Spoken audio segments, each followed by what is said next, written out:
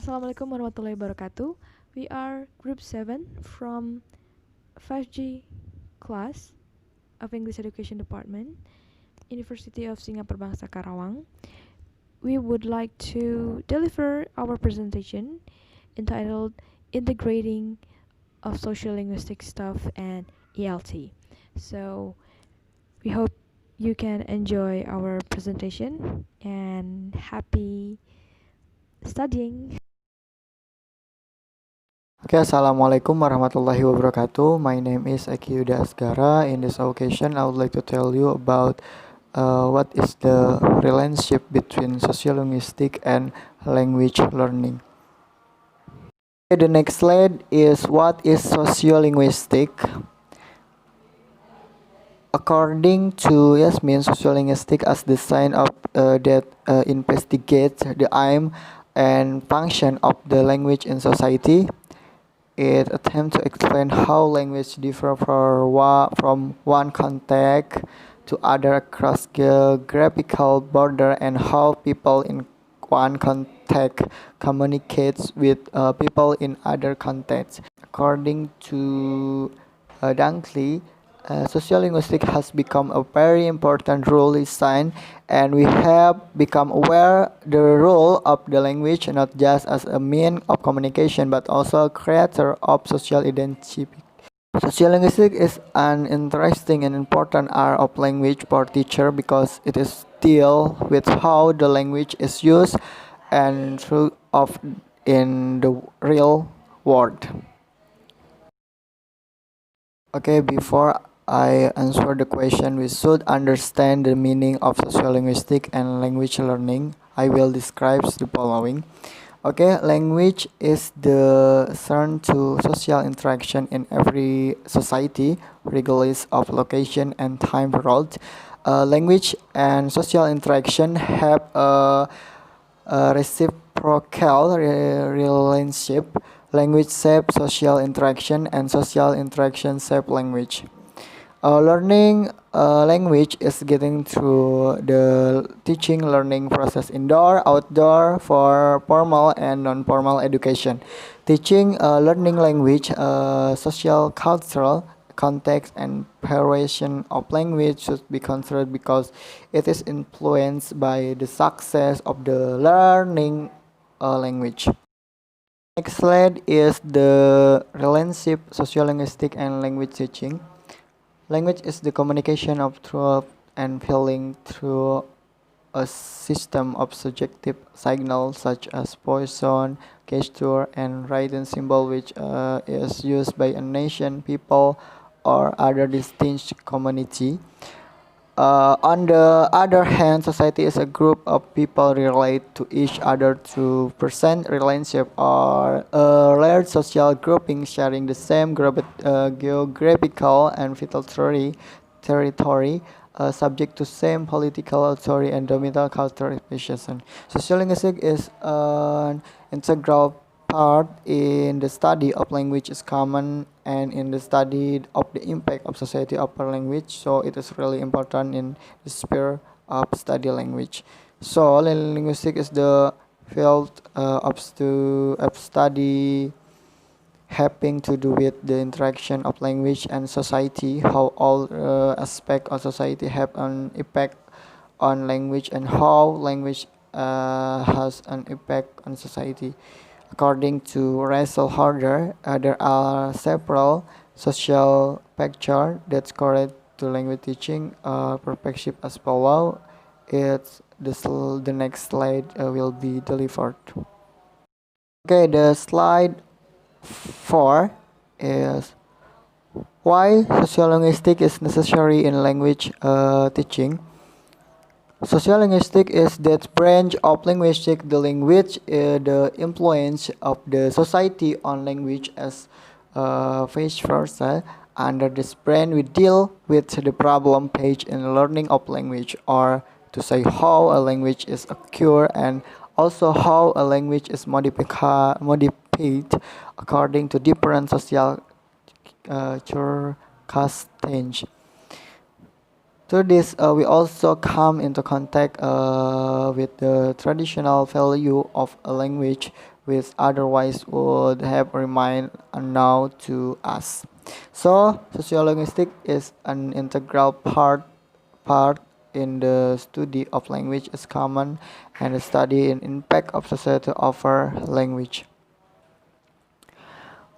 Each language is used by different context, by different people, and for different reasons. When the language is learned, it is important to consider to spectre to effectively communicate to others with presumably the ultimate goal. Individual factors in language teaching. Language teaching is the process of transferring the language with the phenomenon by the teacher to learners. Related to language teaching, the teacher should consider the individual factors of learners. Three of them are age, social, and educational context. The first one is age. It is generally believed that the age at which learners begin to learn second language influences their ultimate attainment in language knowledge or ability. But there are others who suggest that older is better, because older learners have cognitive and literacy skills that tend to enhance their second language development. It seems reasonable to deduce that the age does have an influence on second language development. Second one is social context. Social context refers to a range of language learning, such as the home, the neighborhood, the classroom, and the society at large. Additionally, social context is critical because it shapes various learning and teaching issues such as the motivation for second or foreign learning, the goal, the function, the ability of input to the learner, the variation in the input, and the norms of proficiency acceptable to that particular speech community. And the last one is educational context. Studies on the educational context grounded in educational psychology emphasize the inspirability and reciprocal influence of educational institutions and settings in which learning and teaching operation are embedded. In the context of second language development, it is the educational context that shapes language policy, language planning, and most importantly, the learning opportunities available on the second learner. Based on the explained above, we can deduce that the individual factors play important role in triggering and maximizing the learner's master the language. Therefore, they may not be neglected in language teaching. The next materials is about social factors that correlate to language teaching in sociolinguistic perspective. There are 5 aspects that can affect the language teaching. First is ethnicity. Ethnicity can result in significant linguistic variation. The adoption of second language phrases and grammatical construction into first language fortify the language of many ethnic minorities. Studies of language variation due to colonization have resulted in a general acceptance of the theory that where the two languages blend to form pidgin, the language of the dominant group is in greatest evidence in the vocabulary, and the language of the subordinate group is most in evidence in the grammar. Second is gender. There are recorded differences in ways men and women use language. These differences are observable across a wide range of linguistic variables. According to Freeman and McIlhenny, state that whenever linguistic skills are highly prized in society, society tends to perceive men as having them and women lacking them. The real issue is perhaps that society has different linguistic expectations of the sex. These differences are not confined to lexical and grammatical differences, but also clearly evident in prosodic features. Peter Trachil points out that language do differ considerably in the extent to which sex differences are lexical. In German, for example, you have to specify whether a friend is male, Freund, or female, Freundin. The third is geography. All languages demonstrate geographic variation. Regional differences can be strong or subtle. Some languages experience such strong regional variation, for example Northern and Bavarian German, as to make comprehension a real issue. It is important to distinguish between regional variation, known as dialect, which refers to lexical and grammatical variation to standard language, and accent, which refers to the pronunciation pattern. In practice, these two factors often combine to form what most people consider a reconcilable religion variation. Several studies have shown that people generally react less favorably to people whose accents differ from their own. Because of geographical location, pronunciation varies. A teacher in Scotland might face difficulty teaching English learner. Scottish accent is difficult and different from English accent. The fourth is social class. There are observable differences in language across class boundaries in a society. There are higher social groups use language to distinguish themselves. Some groups deliberately employ inferior forms in order to disassociate themselves from mainstream society. The language used by professional classes is labeled as correct and promoted by government, education, and the media as the standard form. In contrast, other forms of the language are therefore labeled as incorrect and considered substandard. Nevertheless, stigmatized varieties often survive even under considerable pressure as groups remain loyal to the form as a means of distinguishing themselves. And the last is occupation and role. There are obvious variations in the use of language used by people belonging to varieties of occupation. All of the variations in language there are an everyday occurrence. It is felt that the change that we most commonly overlook are the change in language owing to the profession of the reader or speaker, or their relationship to others.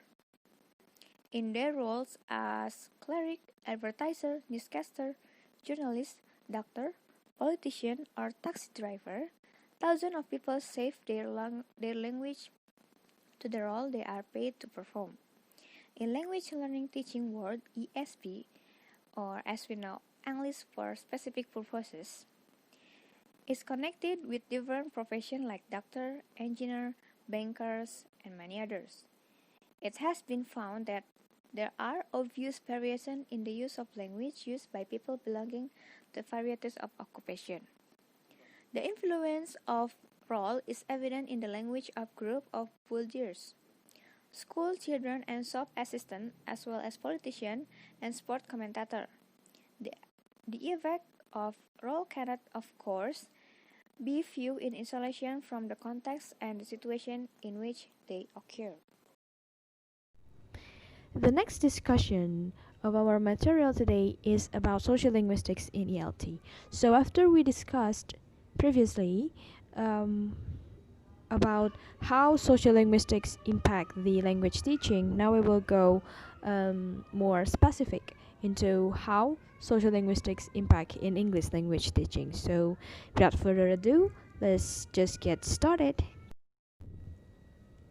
As we know that English language teaching have so many branches, one of them is EFL. So in this presentation, we would like to describe the impact of sociolinguistics in one of the branch of ELT, that is EFL. So firstly, let's talk about EFL. Maybe most of you have known about this, that EFL the abbreviation of EFL is English as a foreign language. So English as a foreign language is a study of English whose the students' first language is not English, while while the students are living in their own country. So for example is like in Indonesia, we are learning English as a foreign language because our first language is not English, and we are learning English in our country. We are living in our country while we studying English. The next one is the significance of social linguistics in foreign language education. So, according to Yasemin Bayut's 2013, uh, the significance of social linguistics in foreign language education is examined along three dimensions. The first is attitudes towards learning a foreign language. What does it mean? It means that um, the curriculum and instructions can be arranged to promote positive attitudes toward the foreign language to be learned and nationalities associated with the language. So, basically, we can arrange a curriculum and instructions that include the promotion of promotion of positive attitudes so the students can learn about it in everyday language learning. The second one is inclusion of culture in foreign language. It means that inclusion of cultural elements in the foreign language curriculum helps learners to understand new language concepts and provides a context for their use. So, as we know that culture and language is cannot be separated. So basically, when we learn a new language, we also have to learn about the culture. The third is contribution of language planning to foreign language education. So the basic theoretical features of social linguistics and context of its practice to EFL is the social content. So the social interaction uh, is really important in the language class because we will talk about this in deeper in the next slide. So stay tuned. The next is the implications of social linguistics in English language teaching classroom. So the first implication is the learner should be introducing to the use of English in social context appropriately. Like what I have mentioned before in the previous slide, that the basic features of social linguistics in ELT is the social context. Social context is include the class, gender, um, time, age, and many more. So, having a good social linguistics competence means knowing how to give every person his or her due. So, the students are not only able to express it, but also they have the capability to determine the correct expression for the appropriate situations, class, time, age, gender, and other social context. The second one is it is very important for a teacher to introduce the social linguistics through teaching language materials. So, um, the focus of language learning is not only focus how to make the students speak fluently, but also how to make the students speak appropriately. Speak fluently means that the are having a good comprehensions of grammar, pronunciation, and many things. But the speak appropriately means that, like what I have said before, that they can in the speak in they can choose the best expression in in their social context.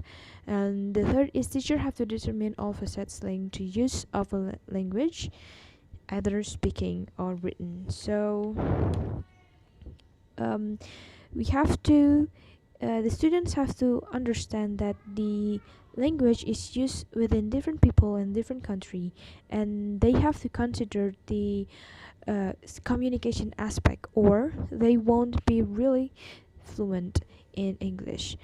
For example, the social linguistics learning the social linguistic learning in language teaching is when we teach about social norms of language use, ways of expressing gratitude, ability to distinguish dialects, and polite forms of greeting in everyday use.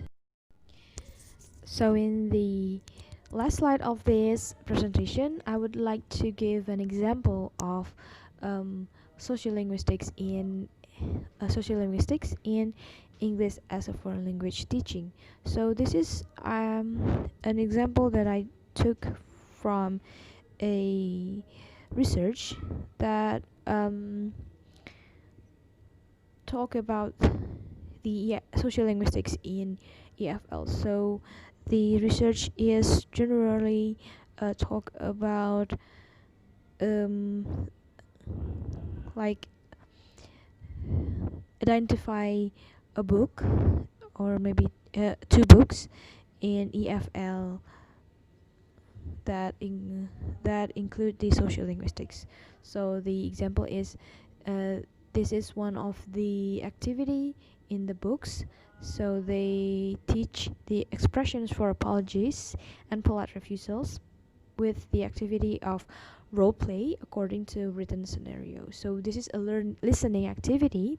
The sociolinguistic features that include in this activity is usual polite markers, polite offers, indirect requests, suggestion, or gratitude. So this listening activity is based on a written scenario that you can see on the slide. That say, would you like some tea with your breakfast? Thank you, but I don't really like tea. Can I have coffee, please? Of course you can. With milk and sugar? With milk, please. Here you are. Have some more toast. No, thank you. I've eaten too much already. What about another cup of coffee before you go? No, thank you. And here's your packed lunch. Oh, thank you very much. You are welcome. So the example of usual polite offers is the words would you like and um, refusals like thank you. When you refuse someone offers but you want to be polite, you have to say thank you first. Thank you, but I don't really like tea. Can I have coffee? And please, this the please word is the polite markers of request or yeah request. And no, thank you.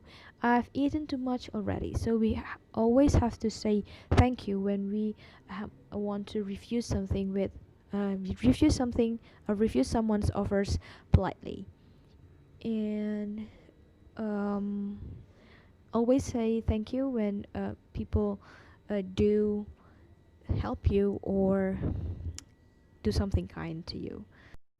Okay, I think that's all my presentation. I hope that you can understand it, but I hope that you also search more about this material.